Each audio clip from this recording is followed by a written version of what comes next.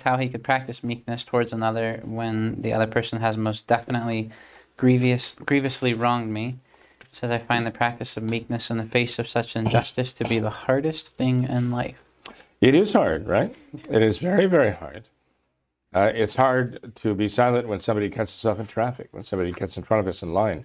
But this gentleman, if it is a gentleman, I guess not a lady, I don't know. Either way, for either men or women, it's still hard when people do things like that. But what you're talking about here sounds as though you've suffered more than merely being cut off in traffic or cut off in line. Talking about a grievous harm. And yet, what our Lord is asking you to do is to forgive so that you may be forgiven. And of course, insofar as what people have done to you is sinful and therefore offensive to God, you can be unhappy about that, certainly, as our Lord himself was about the Father being, offended. But you look at the example of our Lord, and he makes it very clear: if you want to be forgiven, you have to forgive. And if you are grateful for our Lord having forgiven you, well, show that gratitude by being willing to forgive others. Right? Blessed are the merciful, for they shall receive mercy. And so I'd say this person who is writing this has an excellent opportunity. The person can be moved to seek revenge, right? But everyone loses with that, and he himself would lose the most. Right? This person can stew about it and fret about it, but again, that's like drinking the poison in the hopes that somebody else will die.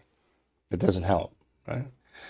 But this person has a wonderful opportunity insofar as if this person has actually suffered some serious wrong, it's not against the law of Christ for him to seek redress and to try to set the record straight and try to make things right. That's not wrong.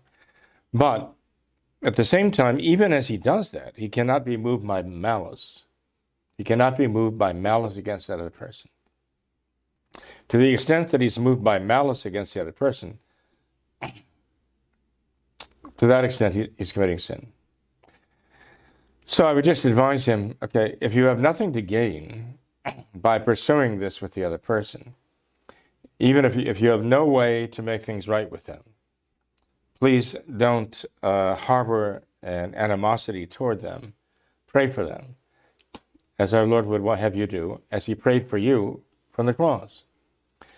And you have actually an opportunity here to spiritually gain an enormous victory. And that's an enormous victory over yourself for our Lord himself. That if you can, out of love for our Lord, find it in you, the grace of God, to sincerely forgive this person from your heart. It doesn't mean you just accept it as perfectly fine. I'm not saying that, okay? But that you do not have malice toward this person, and you want this person to save his soul. So you have a certain charitable, which is a divine love for that person. That will gain for you so many graces from God and such forgiveness. If that's the measure of your forgiveness, that'll be the measure of God's forgiveness. Manifold times, right?